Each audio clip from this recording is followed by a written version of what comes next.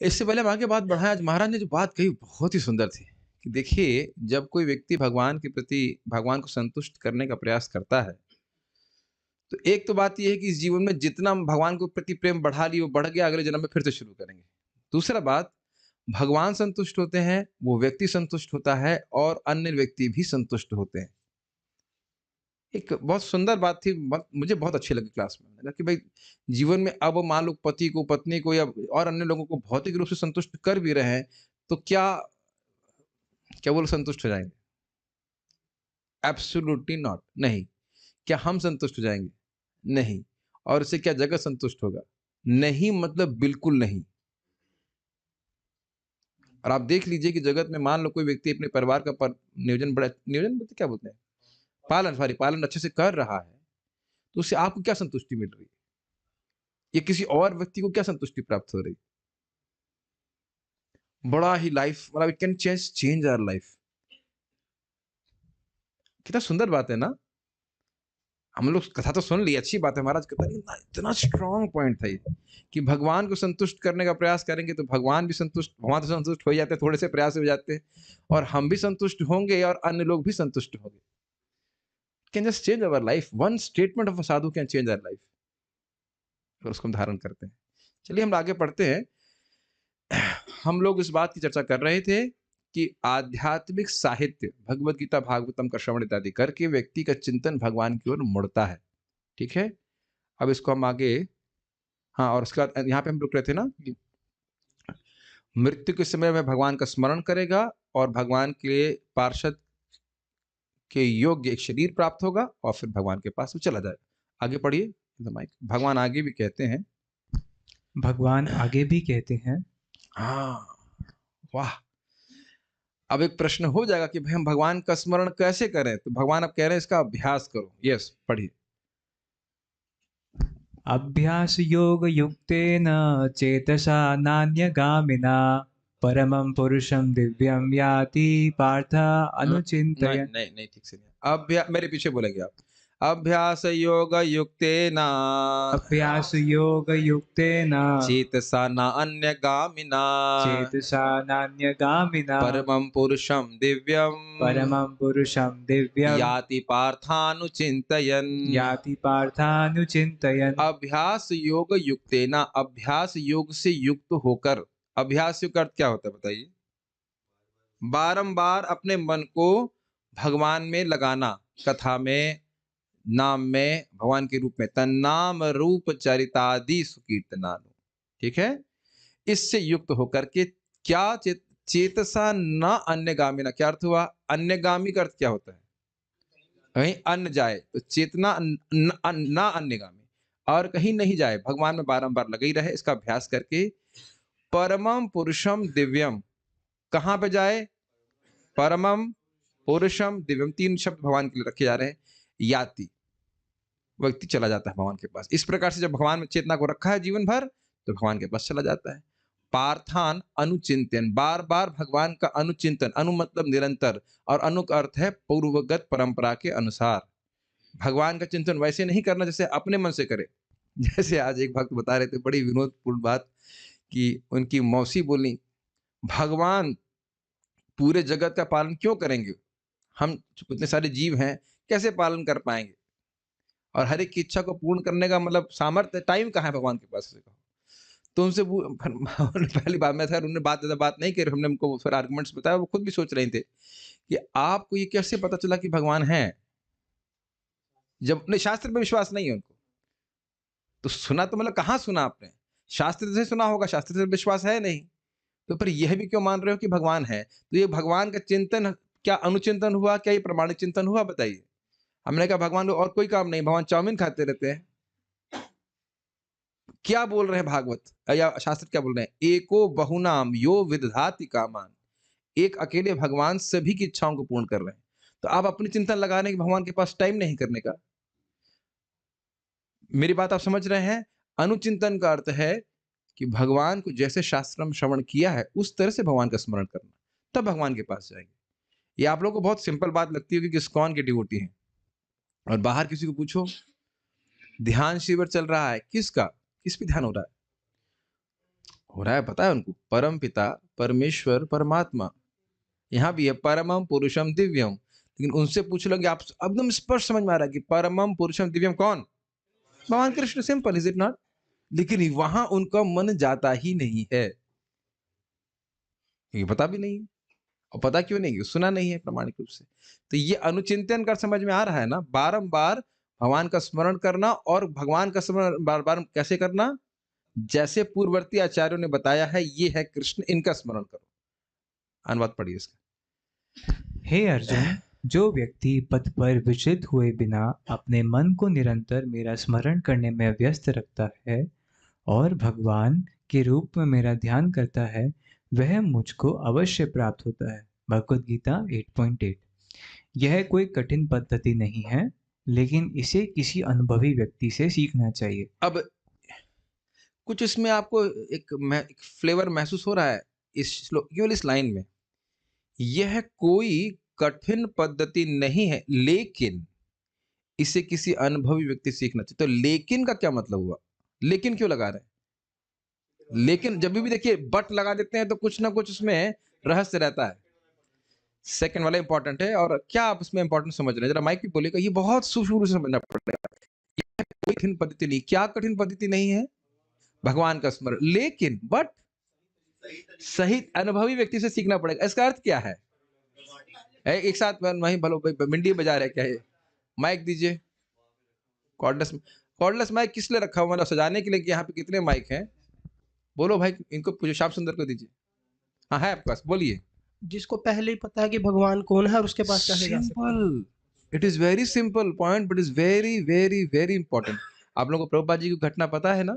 प्रभुपाद को साइंटिस्ट बैठे हुए थे और बोले भगवान कौन है? साइंटिस्ट ने, क्षमा कीजिएगा, थियोलॉजियंस या थियोसॉफियंस ऐसे थे, थियोसॉफिस्ट थे होंगे। तो उनसे पूछे भगवान कौन है? तो कहते हैं हम भगवान के बारे में नहीं जानते। ऐसा नहीं, भगवान कौन है हम यही नहीं जानते, भगवान के बारे में जानते हैं कि वो सर्वशक्तिमान है, ये है, वो है। तो कहा कि, और तो वह अपने आप को थियोलॉजियन बोल रहे थे।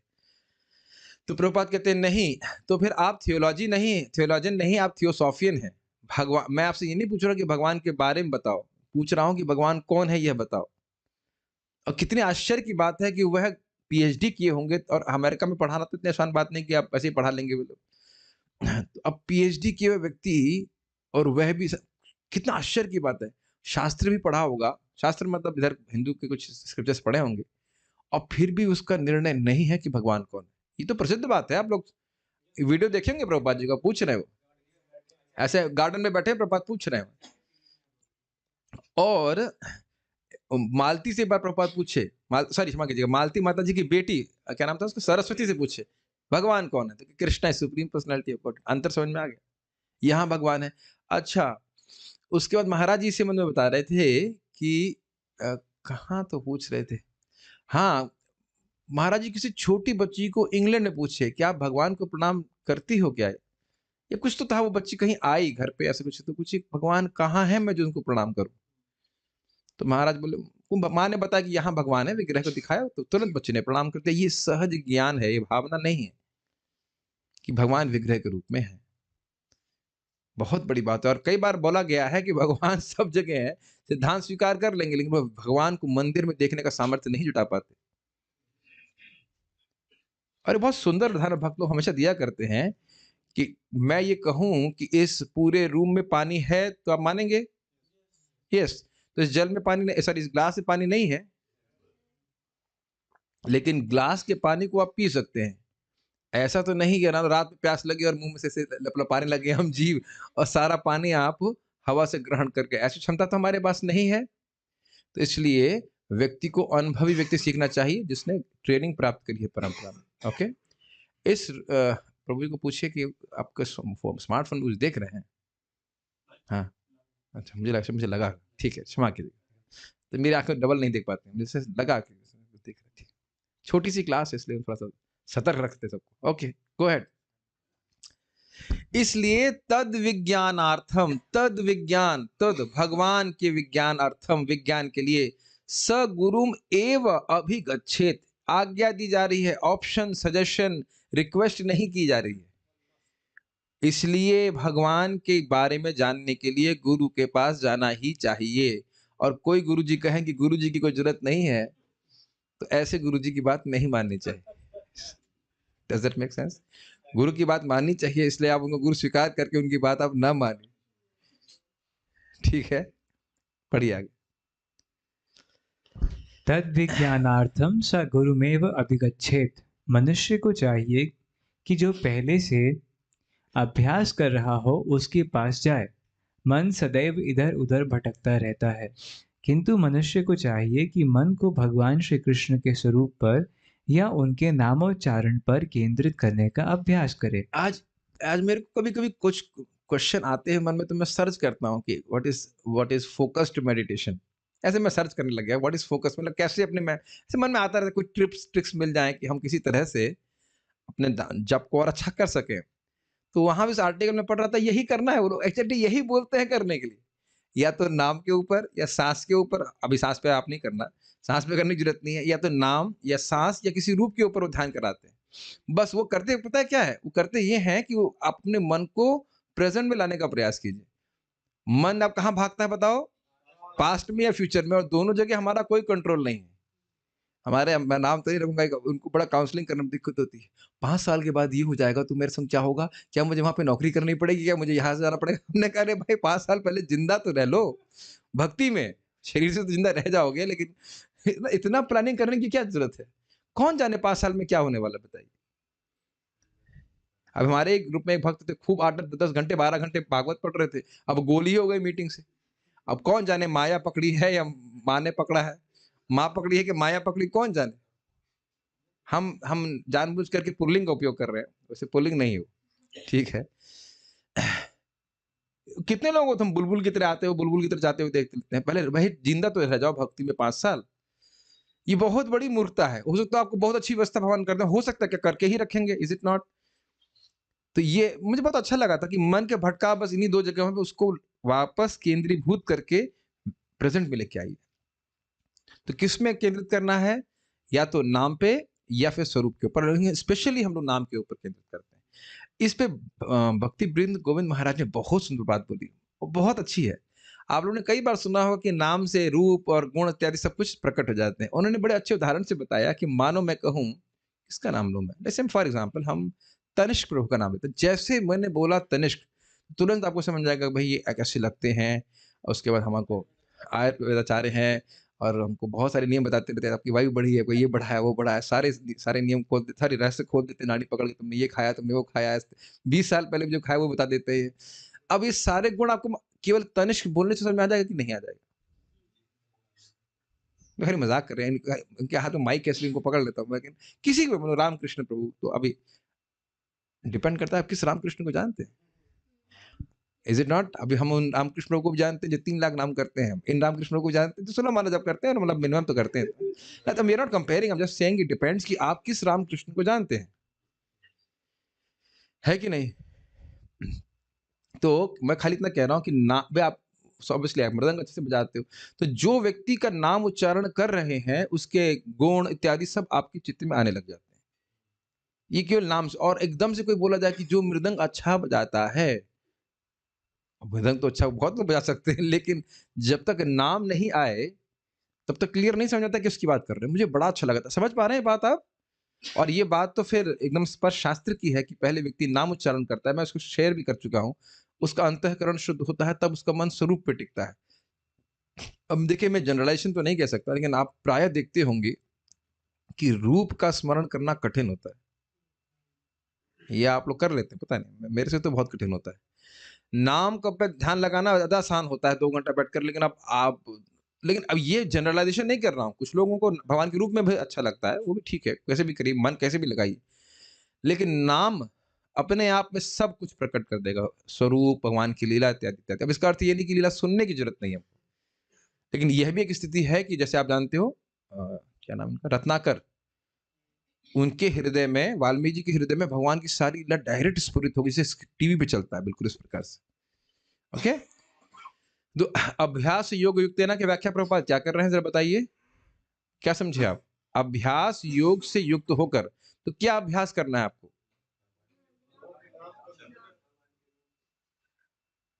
ऐसे मत सुनिए, क्या लिखा है सामने, टेक्स्ट है, क्या लिखा गया है? बारंबार अपने मन को भगवान पे लेके जाना है। और इस पे परम पूज्य देवामृत महाराज का बड़ा सुंदर कमेंट है, you must understand the nature of mind is to be fickle.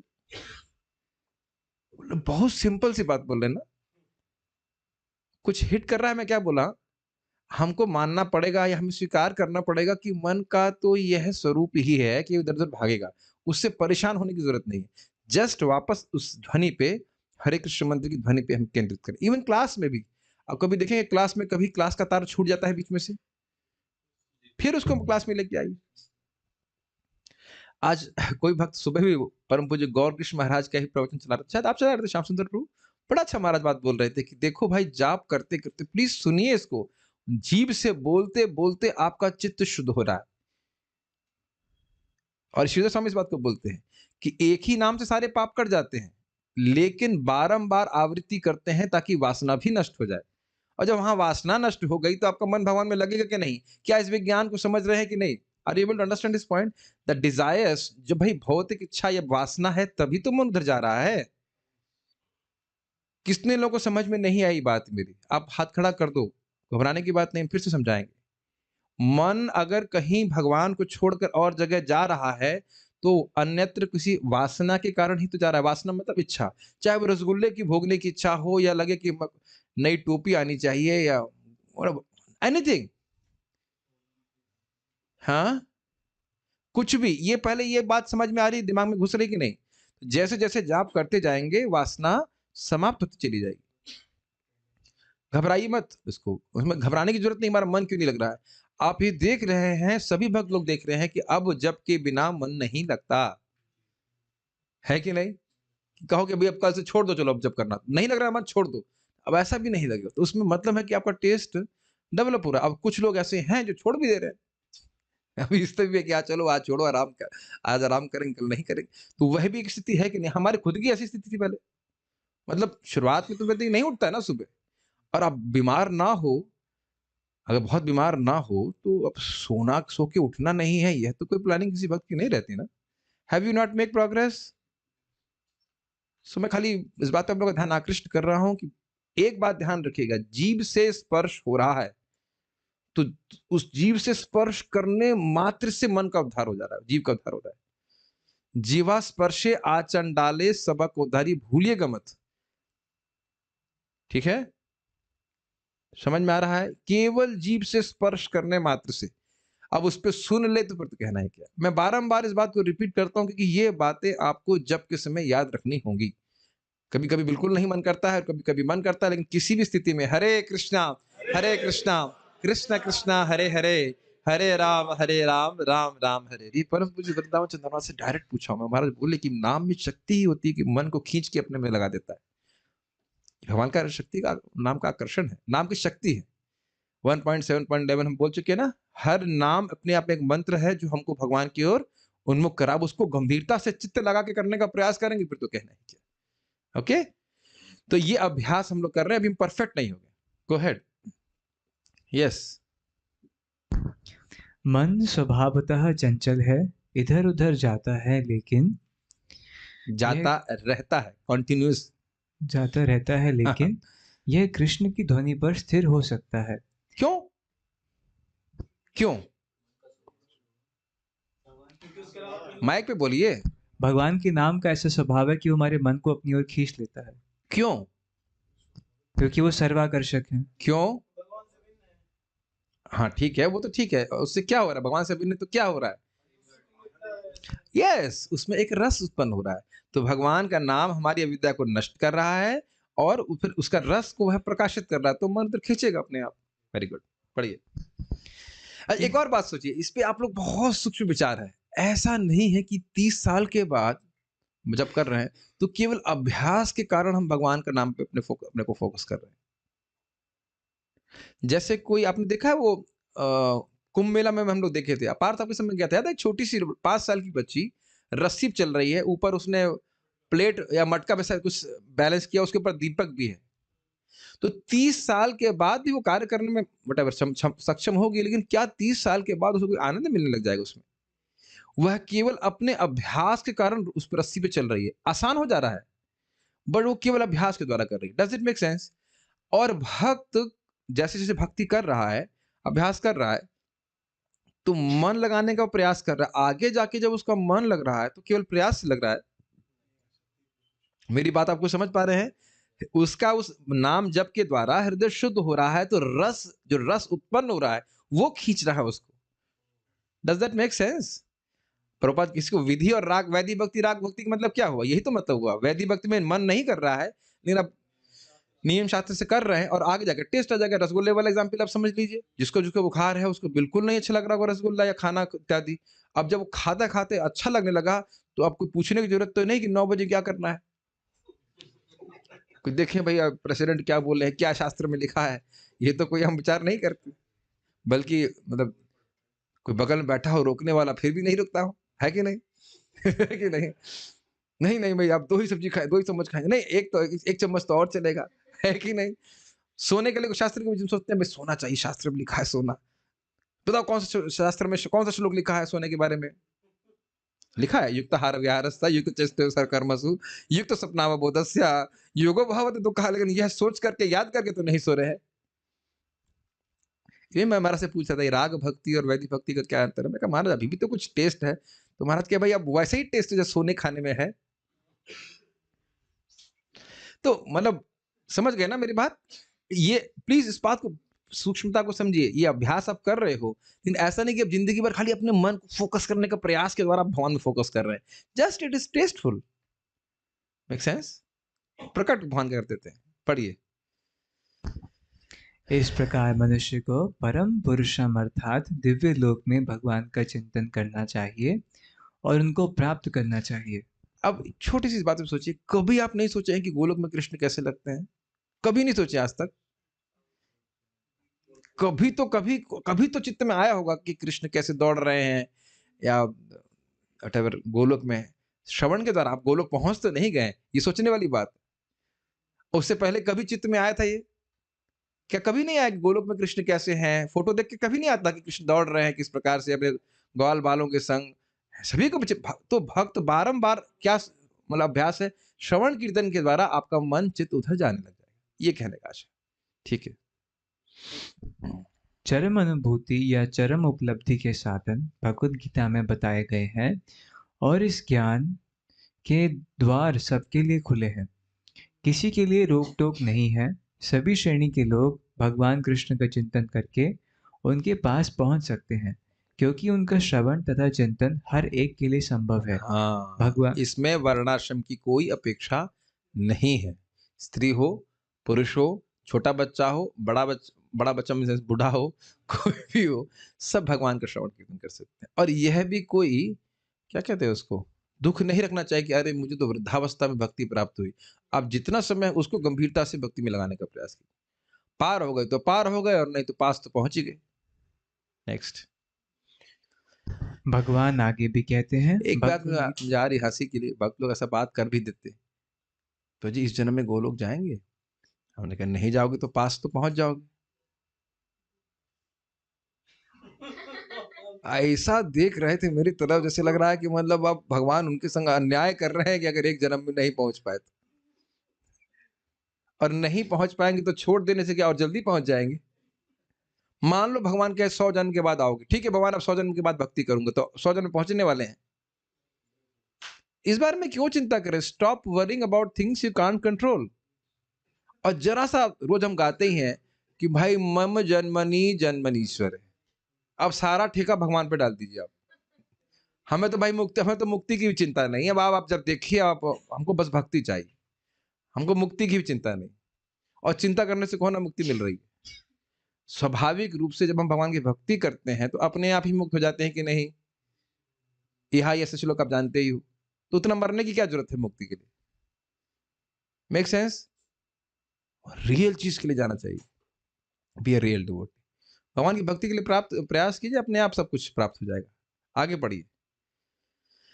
भगवान आगे भी कहते हैं, भगवद गीता 9.32-33। मैं बोलता हूँ उसको, बहुत सुंदर श्लोक है, मेरे पीछे बोलिए। मां हि पार्थ व्यपाश्रित्य मां हि पार्थ व्यपाश्रित्य येऽपि स्युः पापयोनयः येऽपि स्युः पापयोनयः स्त्रियो वैश्यास्तथा शूद्रा स्त्रियो वैश्यास्ततः शूद्रा तेऽपि यान्ति परां गतिम् तेऽपि यान्ति परां गतिम् किं पुनः ब्राह्मणा पुण्या किं पुनर्ब्राह्मणा पुण्या भक्ता राजर्षयस्तथा राजर्षयस्तथा अनित्यम् असुखं लोकम् अनित्यम् असुखं लोकम् इमं प्राप्य भजस्व माम्। इमं प्राप्य भजस्व माम्। अब देखिए इस श्लोक को समझने का प्रयास कीजिए। माम ही का मतलब क्या है? निश्चित ही, वाह, इतना तो इतनी संस्कृत समझ गए। ही मतलब अवधारणा के लिए, सर्टेनली, डेफिनेटली।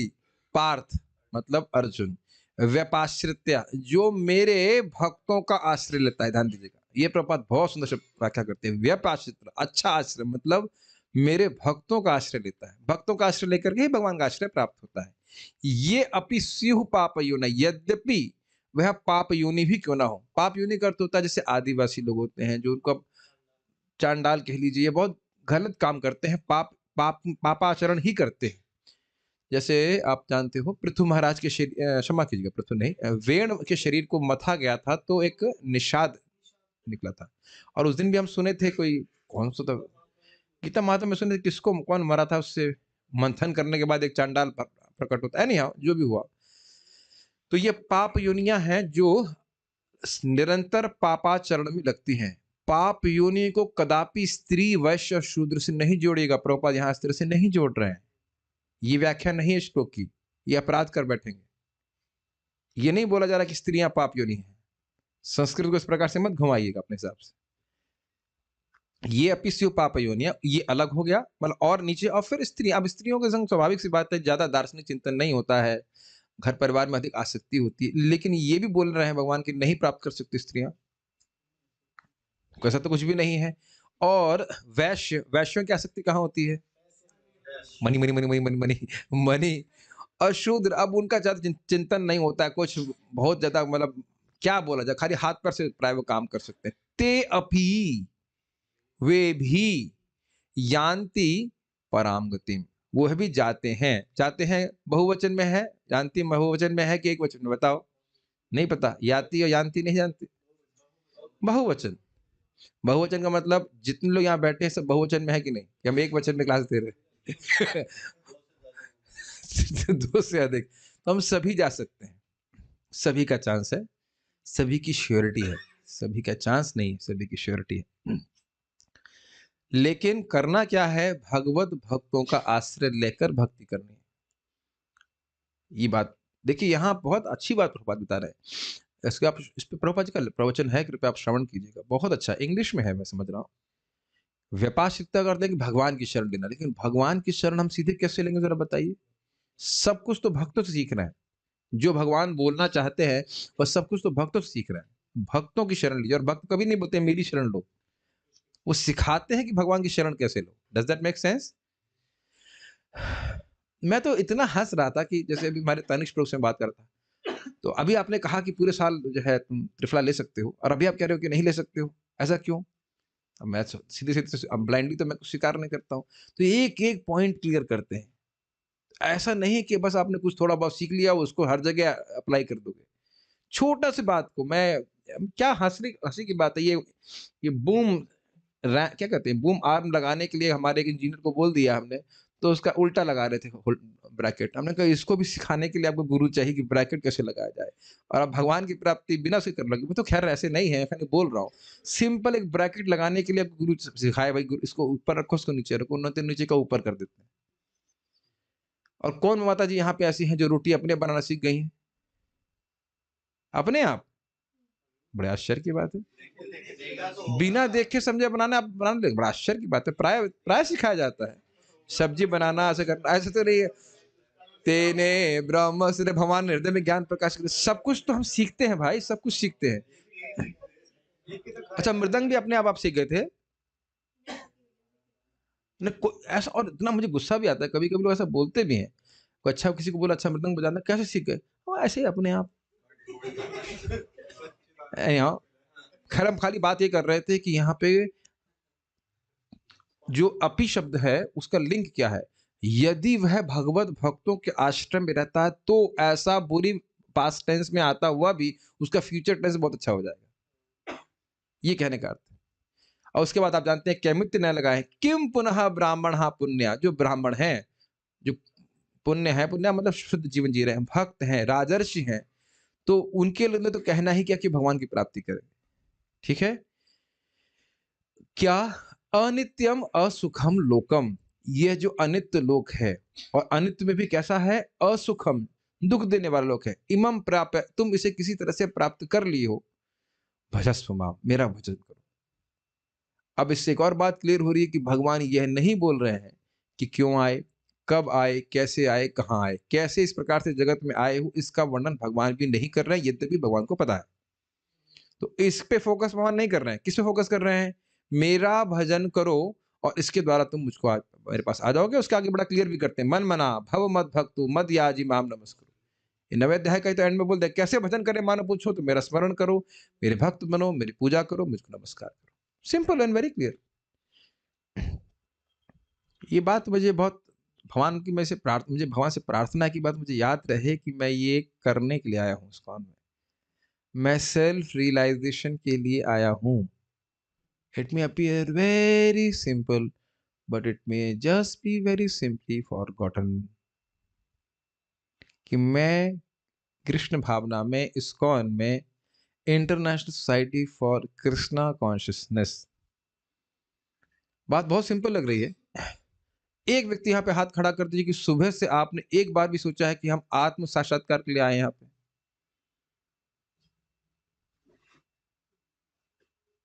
सी आप सोचते, अच्छी बात, प्रीचिंग कर रहे थे इसलिए याद आ गया दूसरे को बोल रहे हैं तो याद आ गया। देख रहे हैं कैसे हम लोग एक ढर्रे में भक्ति कर रहे हैं, अच्छी बात है, ढर्रे में भी करना तो ठीक ही है, लेकिन we might just forget that point नहीं, और इसी कारण से मन इधर उधर इधर उधर उधर कहीं कहीं जा रहा है। If you forget this point and you just take some time to become conscious, लेकिन इसीलिए श्रवण आवश्यक है कि हम हैं ही क्यों इसको में। ये बहुत बड़ा महत्वपूर्ण विषय, ये महत्वपूर्ण मेडिटेशन है, गाइडिंग फोकस है, steering force of our life. हम काय के लिए भक्ति कर रहे हैं, तो ये बड़ा स्पष्ट है। भगवान क्या कह रहे हैं, इमम प्राप्य भजस्व माम। क्या कहने का आशय, इमम प्राप्य भजस्व माम मतलब और कुछ कर मत करो, और कुछ करने की जरूरत नहीं है। ये अनित्य लोक है, असुखम लोक है, दुख वाला लोक है। अब शरीर जैसे चलाते हो चला लो और मेरा भजन करो, यह फोकस है। Does that make sense? पढ़िए। और सबका श्योरिटी है, सबकी चांस नहीं, सबकी श्योरिटी। जो भी जाप करेगा, जो प्रसाद खाएगा, भगवान की भक्ति करेगा, भगवान के पास जाएगा। पढ़िए। प्रभु एक चीज पूछनी थी, बोलिए। कैमुत्य न्याय क्या होता है? हाँ, कैमुत्य न्याय बहुत अच्छा आपने पूछ लिया। देखिए, मान लो कोई कहे कि गंगा जी में किम उता, कहना, किम मतलब क्या और उता मतलब कहना ही क्या। अर्थात गंगा जी में मानो ऊंट डूब जाए तो इंसान के डूबने का तो कहना ही क्या। तो कह रहे हैं भगवान कि जब पाप योनि चला जा रहा है, स्त्री वैश्य शूद्र आदि सब भगवान के पास चले जाते हैं उनका आश्रय लेकर, तो ब्राह्मणों का और जो पुण्यात्मा भक्त है राजर्षियों का तो कहना है क्या। तुम तो राजर्षि हो इस प्रकार के अर्जुन, तो तुम तो पक्का मेरे पास आ जाओगे, ये कहने का आशय। जिसके पास 100 रुपए हैं उसको 10 रुपए का तो कहना ही क्या, 10 रुपए तो है ही उसके पास, ये बात ठीक है। पढ़िए। इस तरह भगवान कहते हैं कि वैश्य, पतित स्त्री या श्रमिक अथवा अधम योनि को प्राप्त मनुष्य भी परम को पा सकता है। हाँ, और अच्छा प्रभुपाद उसको और थोड़ा सा ट्विस्ट किए अनुवाद को, न सिर्फ स्त्री, पति स्त्री। अब आप ये बताइए, गीता के आप लोगों ने इतने सारे महिमा सुनी है, प्राय उसमें ऐसी स्त्री रहेगी जो ब्राह्मण की स्त्री रही और वह गलत संग इत्यादि करती थी, फिर पता नहीं कुत्ता बिल्ली क्या अलग अलग योनि में गई, कोई कुत्ता गई, कोई बिल्ली गई, कोई मैना बनी, कोई क्या क्या बन गई, है ना। और फिर उसका भी उद्धार हो गया। बताइए, हमें लगता है हर कहानी में, ऑलमोस्ट हर कहानी में ऐसा है। तो प्रमाण है ये भगवत गीता ऐसा करती है। मुझे इस पे एक हंसी आ रही थी, हमारे एक भक्त, हमारे रिश्तेदार ही पूछ रहे थे, अरे कुरुक्षेत्र में सब लोग भगवान के पास क्यों गए, जो मरे थे उसमें से। तो अरे भाई, भगवान वहां है, कुरुक्षेत्र का अपना एक प्रभाव है, तो वो उधर नहीं देख रहे हैं आप। यहाँ कितना जीव में इतना सामर्थ्य नहीं कि उतना पाप कर सके जो भगवान उसको काट ना सके, है कि नहीं? तो उधर उधर देखना चाहिए। लोगों को बड़ा आश्चर्य लगता है ऐसा कैसे हो जाता है। ठीक है, पढ़िए। उसे अत्यधिक विकसित बुद्धि की आवश्यकता नहीं पड़ती। That's quite interesting. पढ़िए आगे। बात यह है कि जो कोई भक्ति योग के सिद्धांत को स्वीकार करता है और परमेश्वर को जीवन के आश्रय तत्व, सर्वोच्च लक्ष्य या चरम लक्ष्य के रूप में स्वीकार करता है, वह आध्यात्मिक आकाश में भगवान तक पहुंचा सकता है। पहुंच सकता है। बस समझने का प्रयास कीजिए। इतनी बुद्धि जरूर होनी चाहिए कि मैं आत्मा हूं, भगवान का नित्य अंश हूं और मैं भगवान की सेवा करके ही परम सिद्धि को प्राप्त कर सकता। इतनी बुद्धि भी अगर नहीं है तब बहुत बड़ी दिक्कत है। अब कभी कभी इतनी बुद्धि भी नहीं होती है।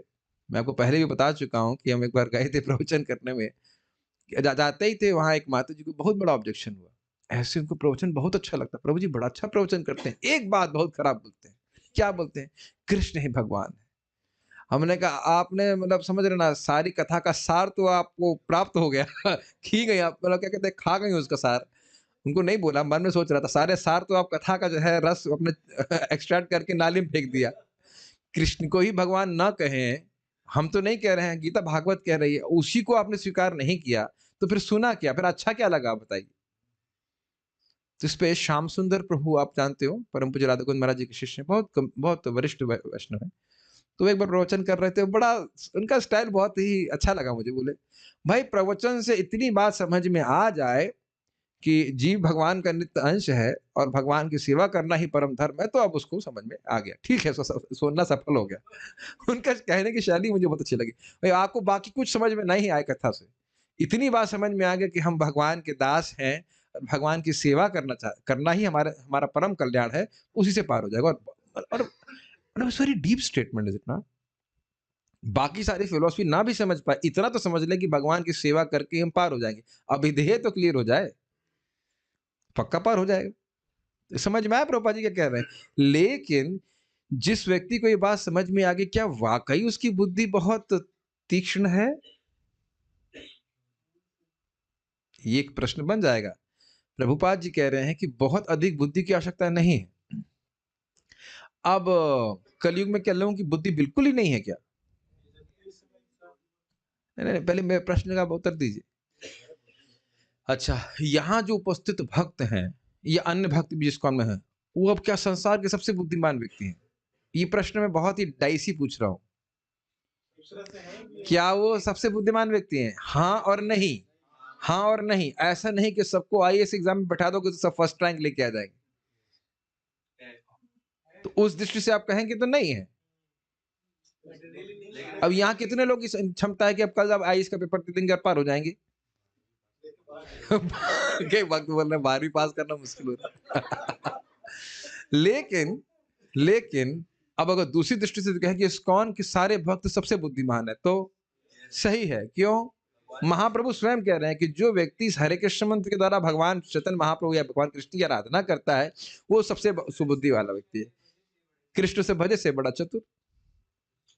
बड़ा डाइसी बात है ना। एक तरफ प्रभात कह रहे हैं कि बहुत बुद्धिमान होने की आवश्यकता नहीं है, तो फिर बुद्धू लोग भगवान को स्वीकार करते हैं, बुद्धू लोग तो भगवान को स्वीकार नहीं करते।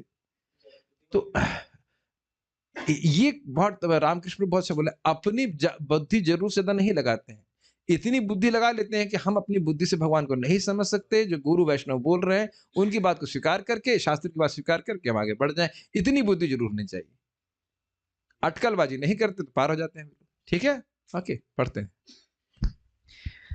बात, यदि कोई भगवत गीता में बताए गए सिद्धांतों को ग्रहण करता है तो वह अपना जीवन पूर्ण बना सकता है और जीवन की सारी समस्याओं का स्थायी हल पाता है। यह पूरी भगवत गीता का सार है।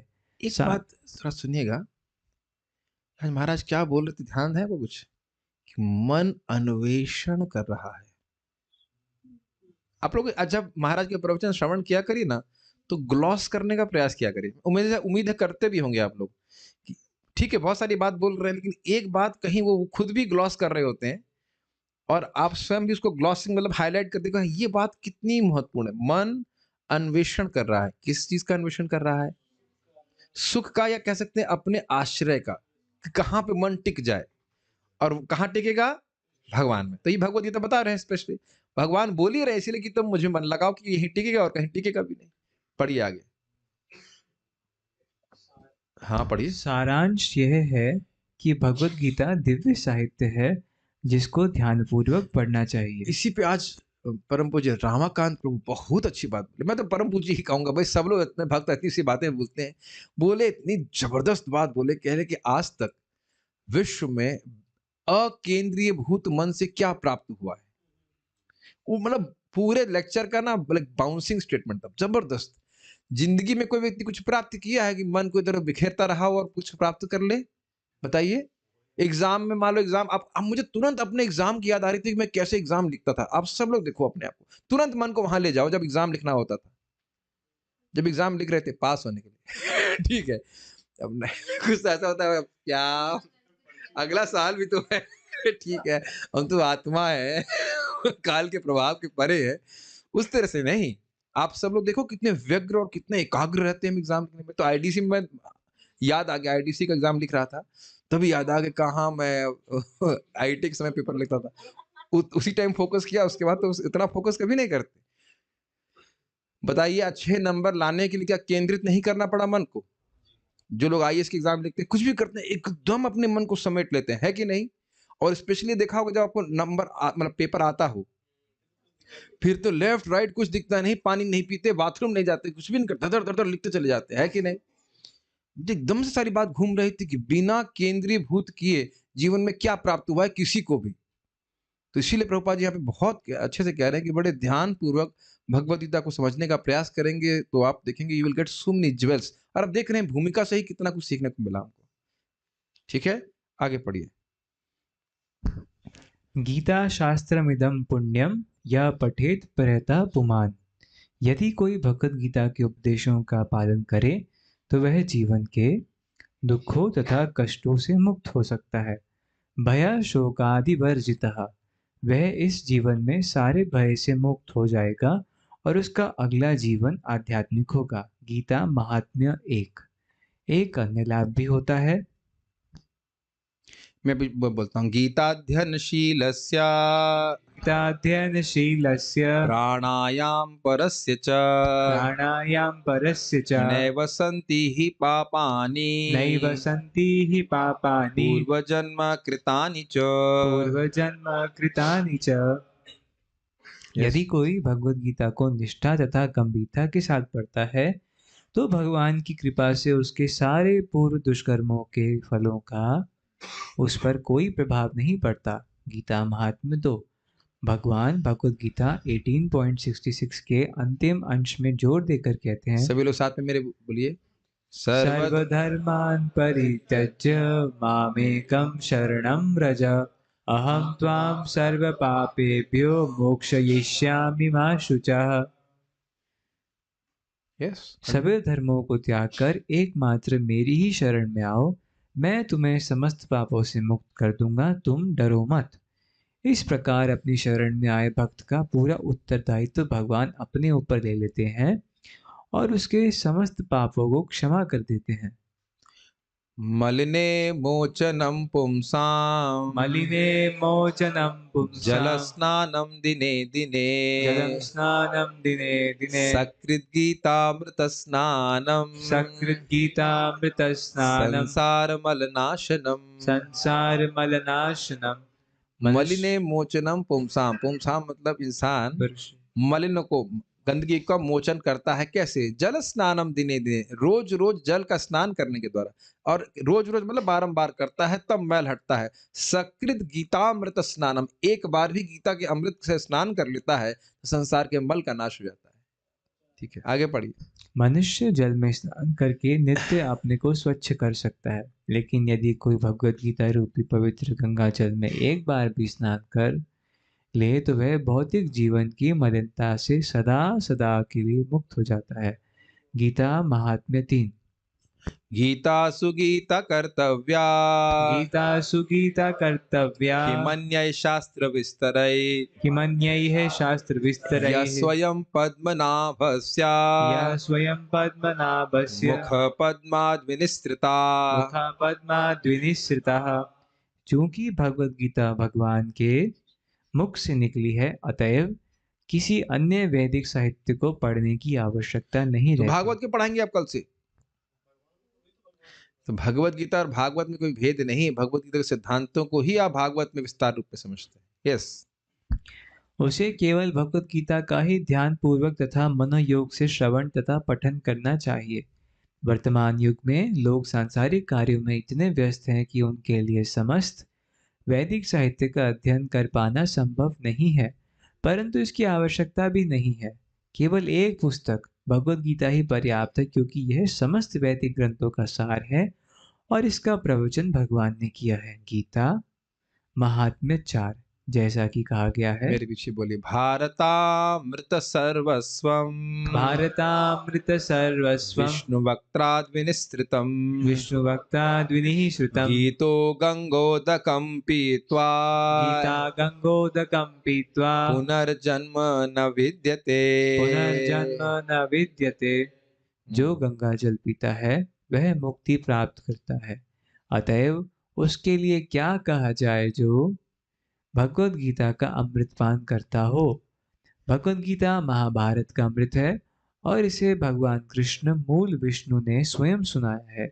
गीता सुना नहीं है, सुनाया है। स्वयं सुनाया है। गीता महात्म्य 5। पढ़ी पढ़ी। भगवत गीता भगवान के मुख से निकली है और गंगा भगवान के चरण कमलों से निकली है। निस्संदेह भगवान की मुख तथा चरणों में कोई अंतर नहीं कोई है, व्याख्या की जरूरत नहीं, बस पढ़ लेकिन लेना। निष्पक्ष अध्ययन से हम पाएंगे कि भगवत गीता गंगा जल की अपेक्षा अधिक महत्वपूर्ण है। अब यह क्यों है, थोड़ा समझाने का प्रयास करूंगा। देखिए, परम पूज्य गौर कृष्ण महाराज को समझा रहे थे, कह रहे देखो भाई, ये तो दृष्ट है कि लोग गंगा जी में स्नान करते हैं, फिर आके फिर बीड़ी फूकते हैं और पूरा जीवन वैसा कर सकते हैं। ये तो एकदम दृष्ट है, देखा हुआ है। लेकिन आप भगवत गीता को सुनने व्यक्ति आता है भक्तों के संग में, तो काफी संभावना है कि उसकी बीड़ी तो छूट ही जाएगी। गलत तो नहीं कह रहे हैं। और यह भी दृष्ट है, बहुत सारे बीड़ीबाज बीड़ी छोड़ देते हैं। बीड़ी से मतलब बीड़ी से उपलक्षण से शराब, मांस इत्यादि बाकी सब दुर्गुणों को भी आपको ग्रहण कर लेना चाहिए। कोई इसमें विरोध तो नहीं है, देखा जा रहा है। इसलिए कह रहे हैं निष्पक्ष अध्ययन से किया जाए तो ये अधिक महत्वपूर्ण है। ये समझ लीजिए कि भगवान के यश से अधिक, भगवान के यश को श्रवण करने से अधिक जीव को कुछ भी पवित्र नहीं करता। ये दिमाग में घुसा लेना चाहिए। सबसे अधिक पवित्र, सबसे अधिक हमारे हृदय की शुद्धि भगवान के यश को श्रवण करने से होती है। इस श्रीमद् भागवत में है वचन कि गंगा जी तीर्थ थी, कब तक? जब तक भगवान यहाँ पर आकर अपने यश का विस्तार नहीं किया। और एक और बात है, गंगा जी एक जगह रहती हैं, लेकिन भगवान का यश तो कहाँ कहाँ फैल रहा है। जहाँ गंगा जी नहीं भी हैं वहां भी फैल रहा है। तो ये सब बातें हैं। सर्वोपनिषदो गावो सर्वोपनिषदो गावो दोग्धा गोपाल नंदनः दोग्धा गोपाल नंदनः पार्थो वत्सः सुधीर्भोक्ता पार्थो वत्सः सुधीर्भोक्ता दुग्धम गीतामृतम महत्। दुग्धम गीतामृतम महत्। बहुत अच्छा श्लोक है। सर्व उपनिषदो गावो, सारे उपनिषद को इकट्ठा कर दीजिए, गाय की तरह है। दोग्धा गोपाल नंदना, इसको कौन दो रहा है? गोपाल नंदन कृष्ण। गोपाल मतलब नंद बाबा। तो यहाँ गोपाल नंदन बोला, गोपाल नंदन मतलब नंद बाबा के बेटे कृष्ण। पार्थो वत्सः, बछड़ा कौन है? पार्थ है, यानी अर्जुन है। क्योंकि बछड़े को लाए बिना गाय दूध नहीं देगी, तो अर्जुन को लाए, अर्जुन सामने नहीं होते तो भगवान नहीं बोलते। अच्छा, तो पर वही पी गए सब। नहीं नहीं नहीं भाई, ये तो सब जानते हैं। ऐसा नहीं है, वो तो एक सुधीर भोक्ता। सुधीर, सुधी मतलब अत्यंत बुद्धिमान भोक्ता है जो भक्तजन है। दुग्धम गीतामृतम महत्, उसके भोक्ता जो है, जो गीतामृत रूपी जो दूध है, उसके भोक्ता कौन है? भक्तजन है। ये बात है।